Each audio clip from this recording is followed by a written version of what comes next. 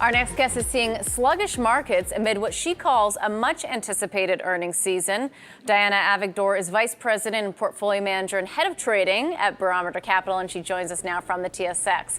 Diana, always great to see you. Thanks, Catherine. Nice to see you, too. Talk to us a little bit about what you are seeing in the markets, and let's be specific here as to whether it's the U.S. markets or the Canadian markets. Both. Canadian markets are doing lately a little bit better than the U.S. markets, even though on either side of flat over the last, 4 to 6 weeks. TSX a little bit better. Energy component, energy stocks a little heavier, and they've been quite good leaders. Generally, in the last few days, we've seen sluggish volumes amidst extended holidays, Passover and Easter, in a much anticipated earnings season. And why so anticipated? Because we've had a really a horrible winter, which affected a lot of things, and we've excused a lot of economic data, and we were looking forward to see what the earnings results will be, and how weather was going to affect the earnings, and we were giving it a bit of a call option. So, but Diana, what do you think is the right takeaway from all of these company earnings that we've seen so far? I mean, I'm seeing quite a few beats. What are you seeing? Right, so you see the indices today are fairly flat, but underneath it there's quite a tremor of volatility. You see housing stocks, because of the economic data, are trading down about 2.5%. Some technology stocks, for example, EMC, trading down about 5%. We have some energy companies like Crew up 6 and 7%. This is moving from Canada to US fluidly here. But you see low correlation, earnings season. And so the stocks are reflecting their individual stories while keeping the indices flat. When you go home and you tell your friends that the market was flat, they'll say, oh, great, nothing happened.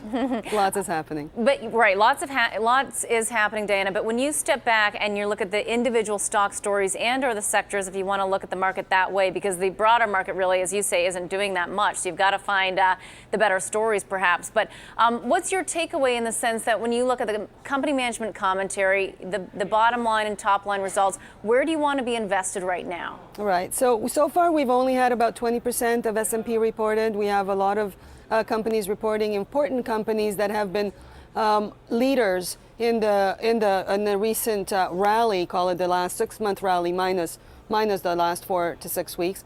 Facebook, Apple, all these stocks. We've had some biotechs reported. The biotechs have been in quite focus in the last few weeks, both in their rally and in their sell-off. So only 20% reported. So far we've had about 70% beat, but the sample size is still small. We're looking for transformational themes. Some of the transformational themes that we at Barometer identify are some of the technology we have owned and like Facebook, and watching for the earnings tonight. We like energy, the energy companies. They've been leaders, both in terms of the energy, natural gas type of investments, infrastructure, and so forth. So some of the mid caps we like, and so we're looking forward to the earnings there. Mm-hmm. Some of the large cap energies, you see Suncor, CNQ. We own CNQ. You see them, Suncor making a new 52-week high. Meg Energy, CPG. There is a transformational theme going on in this patch. We have a lot of new oil finds and new technologies, and there possibly a theme that the correlation between actual oil price is not so much the only leader anymore, but more efficiencies, more of a technology tilt to some of these investments now. So almost owning technology-oriented energy companies is a theme that you're staying right. with. So infrastructure companies that win out of this puzzle piece. It's a market that continues to grow, and the service part of this business and the transport side of this business probably going to be a bit of a winner in the space. Dan, I want to get your take as well. Whenever you look at the markets, as you well know, being a portfolio manager as well as a head of trading, what do you hear the hedge funds are doing? Because they can create a lot of volatility in the marketplace. What do you think that they're doing? Are they rotating out of certain sectors? Are they continuing to do that? Almost should be the question.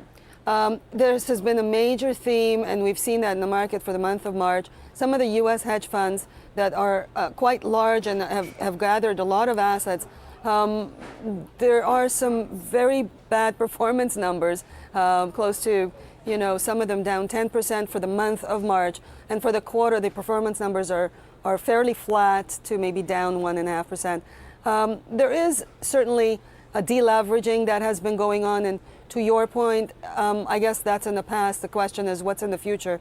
It's going to depend on the kind of cash flows that they're going to anticipate or see, actually, because they've deleveraged, I think, in anticipation of some cash outflows because of mark-to-market losses. Right. So are they going to see those cash flows? It's going to depend on the risk tolerance and the risk appetite and the time horizon of some of their investors. And we have seen, as professionals in this business, a shortening of time horizons. But at the same time, you've seen allocation to hedge funds by traditional investors, such as pension funds, which should have a longer risk time horizon. So it's going to depend on that cash outflow.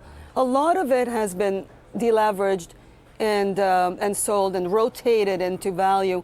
And some of the themes that I'm hearing right now being discussed is how the equity markets and the bond markets are kind of saying the same thing. Right. It's not a rotation anymore from one asset class to another. Yeah. It's sort of balanced out a little bit.